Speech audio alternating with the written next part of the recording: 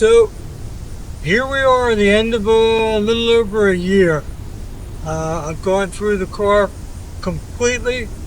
Went through the engine, went through the air conditioning, heating, interior, exterior. Bought a different roof for it. Ended up getting the car wrapped because it was way too expensive to have somebody paint fiberglass. Nobody wants to paint a fiberglass car. They tell me when they put it in the heat booth to bake the paint in, it just cracks the fiberglass. So I had it wrapped. I think it looks really good. I've done the interior like I say. I probably could have cleaned it a little bit before I pulled it out of the garage, but I think it looks good. Let me just go through it. So let's just walk around it and see what we've done. So I think the wrap really came out well. I don't know how you tell it's not a wrap, but with the exception of the hood, I guess. The hood, they say the hood is the biggest piece of fiberglass that was ever designed. And because of that, they did put a seam in the hood. Other than that, and really you got to walk right up to it to actually tell that there's a seam in it. And even when you walk up to it, I don't want to say you got to know it's there, but you got to be looking for it anyway. So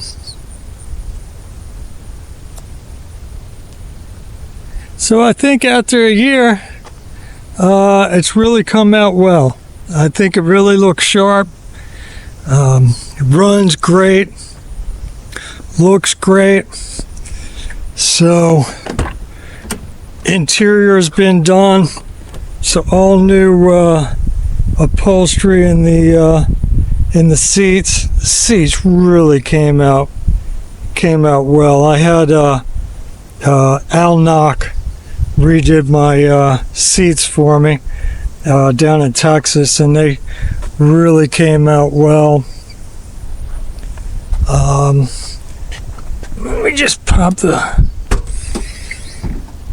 hatch. Here's my other top. Now if you've watched some of my videos, you'll know that this glass top broke on me. My son was driving it last year for a little while in the summer, and he had a brand new Volkswagen. They couldn't fix it, so they ended up buying it back, and with COVID and everything else, I said, hey, just drive the vet for a while until the car scene kind of mellows out a little bit. So he did, and when he did, that 40-year-old piece of acrylic just cracked right down the center. So I sent that out and had that top rebuilt. So that came out good. Ended up putting in new rear carpet in there because the carpet was really faded. The rest of it I really didn't do much as far as the carpet went because I thought the carpet looked pretty good.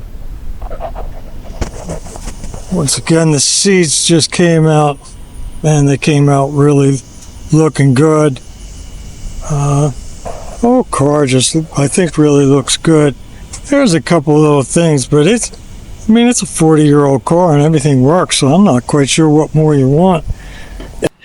So all the weather strips have been done on this car. Of course, this top I bought from some guy that owned it, and it flew off of his car. He did exactly what everybody says not to do. He put it on without bolting it in, got it to 55 miles an hour, and it flew off the car. If you've seen that video, this thing was in horrible shape, but I think it really came out well. And with the new weather strips, everything's perfect, right? So looks good. So let's look at the interior. So the dashboard, I've had the dash all redone. That came out well. Actually, I redid the dash myself, and then what happened was after a couple of months, the speedometer,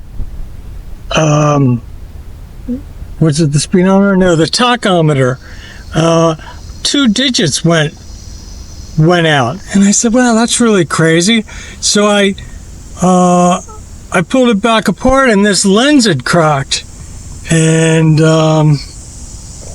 so I called the guys at Beatty. I said, look, I don't know what I did, but I said the lens was, I said, it worked, and then the lens cracked. And he just started laughing. He goes, oh yeah, we've seen that 100 times. He goes, yeah, I got new lenses. Just send it down to me. I said, well, I'm not really afraid of doing it. I've already done it once. He's like, okay, I'll send you the glass. He goes, but I'll tell you, I'm going to go all the way through it, and I'll only charge you, I don't know, an hour's labor, I think he said. And I said, okay, you know what?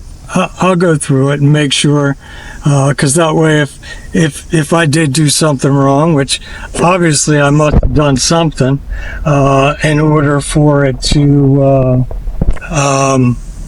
in order for it to go south on me so quick. But yeah, I think it turned out well. So yeah, everything, put the aftermarket stereo in, and because I had a Bose system and all the amplifiers were gone, it was already changed over, and there was nothing I could do with it. It was going to be too much money. I ended up getting a 1 DIN because this opening is a 1.5 DIN, and they just don't really make it. They make a 2 DIN and they make a 1 DIN. But if you got an 80s GM car and you need a 1.5, your options are very limited. Going with the radio, that right there under that, that's my amplifier. So I just tucked it in behind the seat and put an old dish towel behind it just so you can't see it's an amplifier. But that's that. And then, like I said, I put new carpet in the back, and I leave this in there just because I have 2 roofs and nothing to go. But here's the other roof. This, when I got it, was just a piece of cardboard, and I had it put the fabric on it, and it is it's got the foam in it, so that's nice. And it's so much cooler in here versus the acrylic top. So let's go ahead and start it up.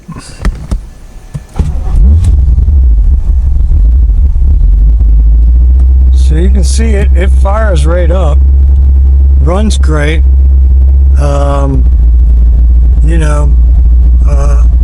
Idle's usually around 8 or 9, somewhere between 7 and 9. Right now the engine's kind of cold.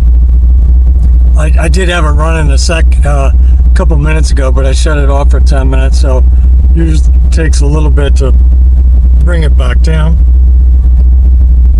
As I said, I put the thing in. I got the car in reverse right now. It's got a reverse camera, so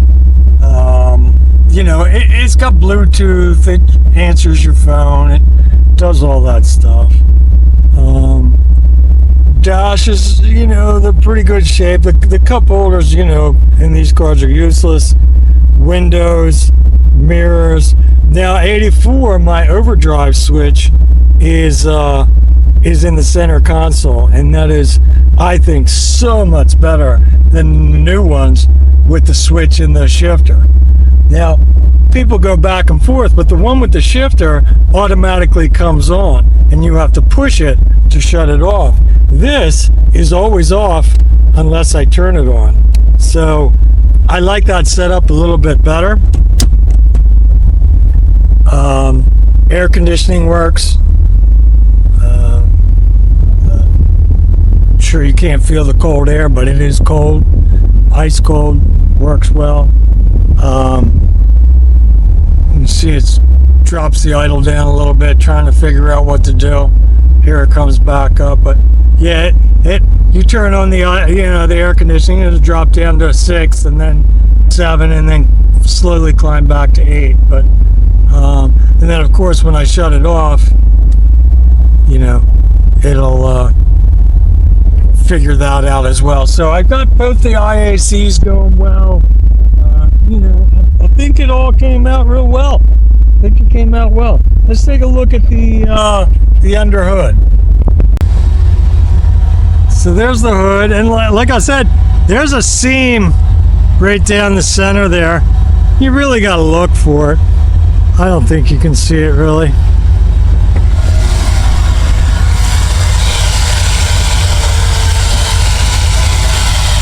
Now the headlights, they're still painted red. They didn't wrap that. And I really didn't do much under the hood. Fortunately, I still have my vents and everything on there. So this thing has really been gone over with a fine-tooth comb. I've rebuilt the air pump. I've rebuilt the air conditioning. I've done head gaskets. I've done master cylinders. Throttle bodies have gone through. I've put the fuel pressure gauge in line. Right now it's reading about 9.5 psi. I noticed that when I have a full tank, it's around 11, and when I get under a quarter tank, it drops down to 9.5. So I'm not quite sure what's there, but I can adjust that up a little bit more. Everything has been going through. The suspension has been going through. Of course, here's the hood. It looks great. I just love the shape of that hood when it's up in the air like that. I've gone through the heating system, the cooling system. Everything has been redone. The valve has been rebuilt because you can't get that anymore. Of course, it's been tuned up. It's been switched over to 134A. There's really nothing that I haven't gone in. I've redone all the fluids in the brake system, the clutch system, all the brake lines. All the brake hoses have been replaced. Everything's been flushed out. The suspension system has been gone through. I put all the Super Pro bushings in it, put the Bilstein shocks in it, new upper and lower ball joints in it. This thing is just ready to go wherever you want it to go. There's really nothing that I didn't take apart and put back together, including the bat wing in the back and the rear suspension. All been done and gone through, so it's all looking great and running great. All new. I put all new badges on it, right? The new Corvette, new things, both front and rear. That really helped it dress it up once I had it wrapped.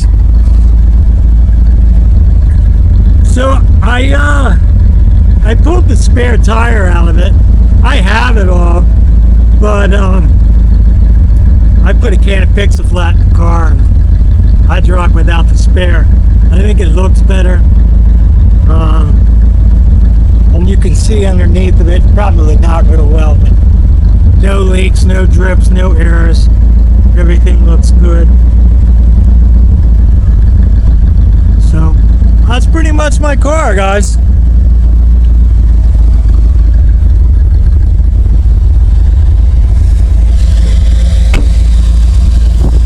So like I said, it's done.